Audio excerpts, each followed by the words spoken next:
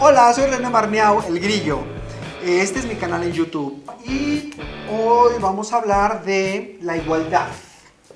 En otro video hablamos de imperfección o la perfección en Occidente.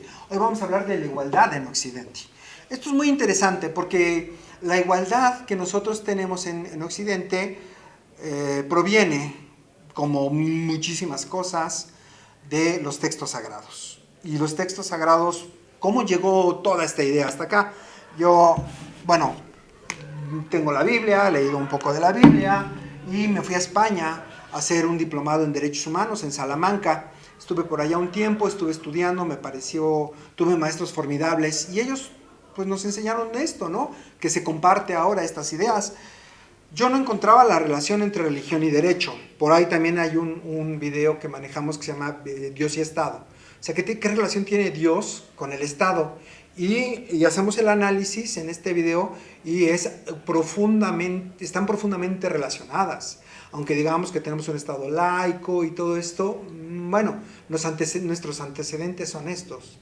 La universidad es autónoma, ¿no? La UAP, en la que yo trabajo, pero sus orígenes pues son el colegio carolino, que son los jesuitas que estuvieron acá, ¿no? Entonces siempre está todo la ideología religiosa pues en torno en nuestro lenguaje, en nuestras conductas. Resulta que nuestra Constitución dice que el hombre y la mujer tienen los mismos derechos ante la ley, son iguales ante la ley. Y tú dices, bueno, ¿y por qué aquí en Occidente, es decir, del Bósforo, de Estambul, ¿no? Para acá, somos iguales, hombres y mujeres, o tenemos los mismos derechos, ¿y por qué de allá, del Estambul para allá, o sea, es decir, Medio Oriente, no? Bueno, es que partimos de diversos libros, ¿no? Se llaman culturas del libro. En Occidente tenemos la Biblia y el Viejo Testamento, la Biblia que tiene el Nuevo y el Viejo Testamento.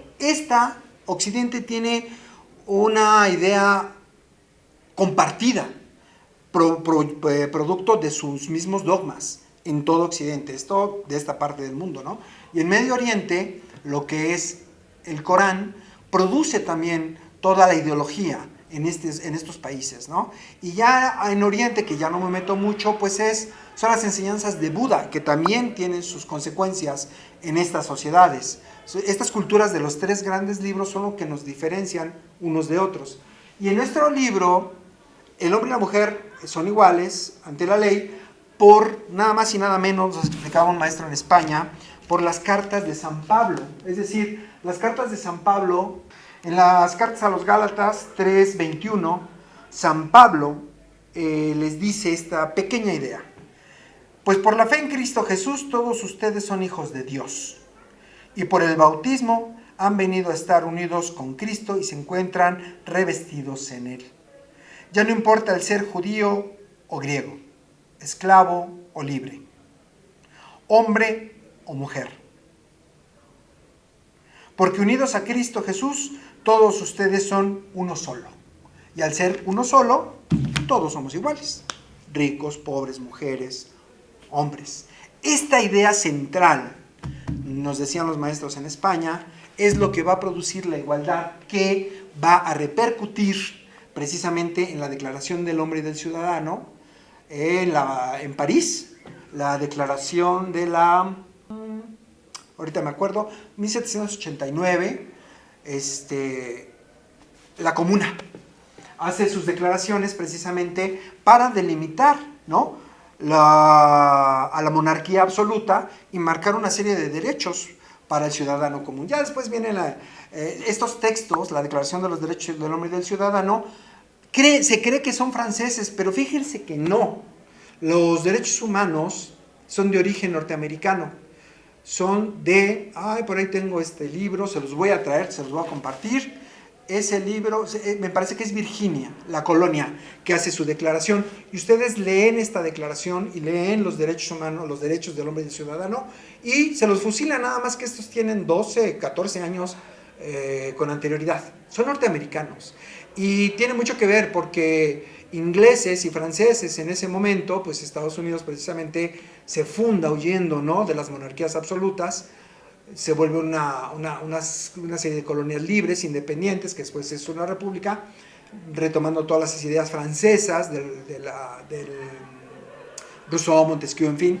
Y entonces la Declaración Francesa se toma en los textos constitucionales. Es muy curioso que Estados Unidos, fíjense, la primera enmienda, México, ustedes leen la Constitución y aparecen primero los derechos humanos y después van a aparecer la organización del Estado, ¿no?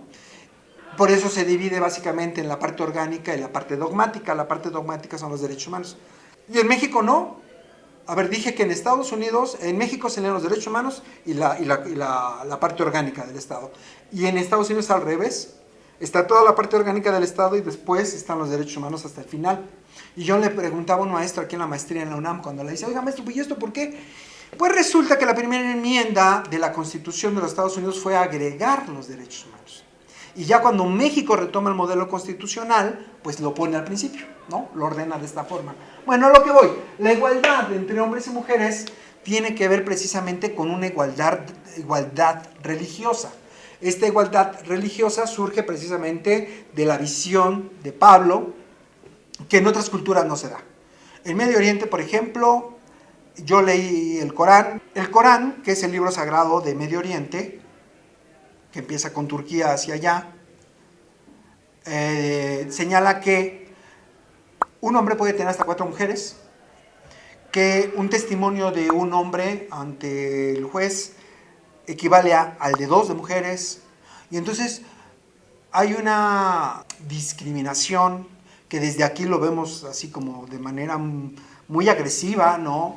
Así incluso lastimosa, de cómo son tratadas las mujeres en el Medio Oriente. Y dirán, pero es que en México también a la mujer se le maltrata. En fin, pero hay una serie de leyes, de organizaciones, de instituciones que permiten hacer valer la igualdad. Allá no las hay. Y no las hay simplemente porque hay una desigualdad marcada por el mismo texto sagrado. La hermana de una amiga estuvo en Marruecos y entonces ella iba con su esposo, ¿no? Iba caminando por la calle y la patea un policía.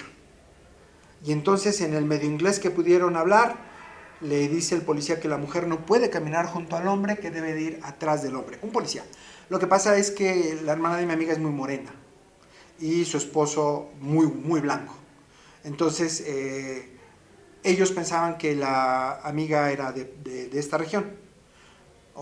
Y bueno, de todas maneras, ¿cómo es que un policía puede patear a una mujer para que vaya atrás del hombre, ¿no? O sea, es decir, el hombre siempre tendrá un estatus más alto. Y para nosotros no lo es. Para nosotros hablar de la igualdad es fabuloso, y esta igualdad no solamente se va a dar entre el hombre y la mujer, se va a dar entre todos los ciudadanos.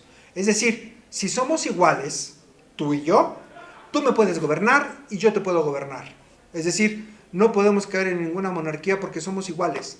No hay títulos nobiliarios, lo dice la Constitución. Si somos iguales, entonces tú puedes votar por mí y yo puedo votar por ti. ¿Por qué? Porque no tenemos ninguna diferencia ante la ley.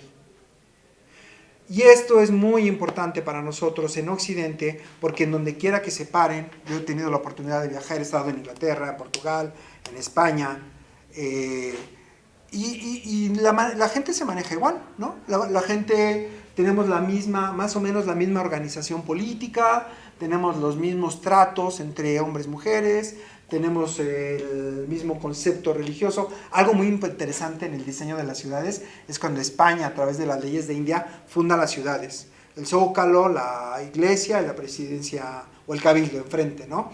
Y esto tiene orígenes precisamente en unas órdenes del siglo XVI.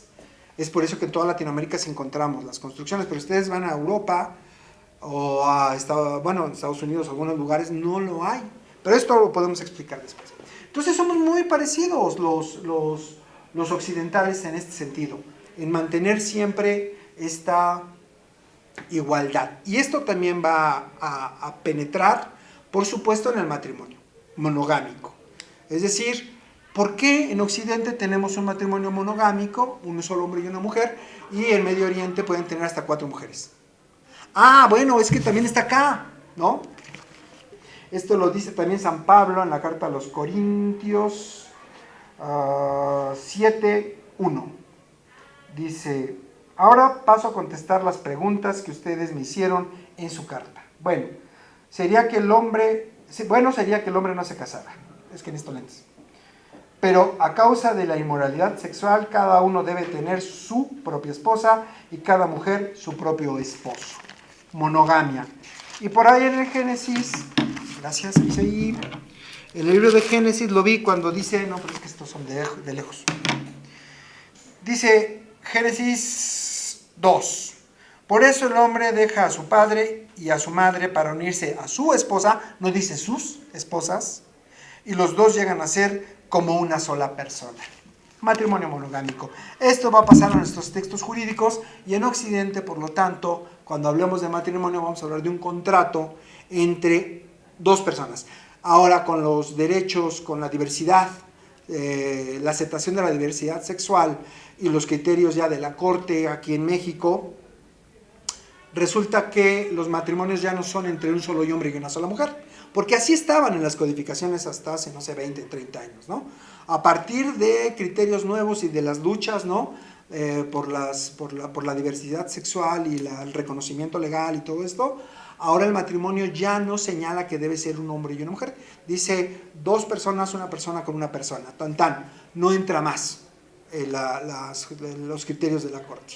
Y entonces cualquier persona que en una codificación no le quieran, por ejemplo aquí en Puebla, que son muy conservadores y que todavía el matrimonio, el Código Civil lo sigue señalando entre un hombre y una mujer, puede promover un amparo ante una negación y entre homosexuales puede ya llevarse a cabo esta relación jurídica. Es muy interesante cómo se han ido rompiendo, ¿no? Las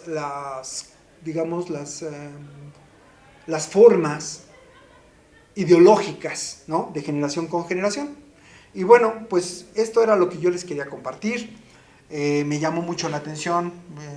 Yo trabajo mucho con el texto sagrado, no porque crea en él, sino porque, bueno, pues soy consecuencia ideológica de él. O sea, yo pienso mucho, soy un occidental, ¿no?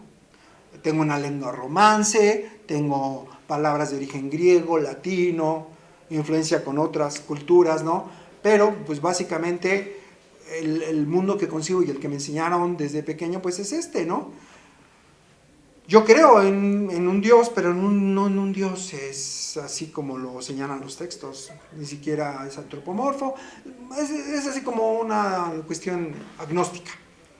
Pero respeto, ahora sí que la Constitución me protege, me dice que puedo creer en lo que yo quiera y que cada quien crea en lo que quiera creer, ¿no? Ahora sí que aquí no se le obliga a nadie, simplemente se están compartiendo ideas, se está viendo orígenes de las instituciones, por qué somos como somos, por qué pensamos como pensamos, por qué nos parecen cosas así terribles de otras culturas. Por ejemplo, en Medio Oriente hay cosas así que dice uno, pero ¿cómo lo pueden hacer, no? La ablación de los genitales, el clítoris, creo que se llama ablación, cuando les cortan los genitales a las mujeres, el clítoris para que no sienta placer, cosas así terribles, ¿no? O que las mujeres salen con la burka porque no pueden enseñar ninguna parte de su cuerpo, en fin, es una cultura respetable, diferente, pero nosotros somos como somos precisamente por estas ideas que se van relacionando.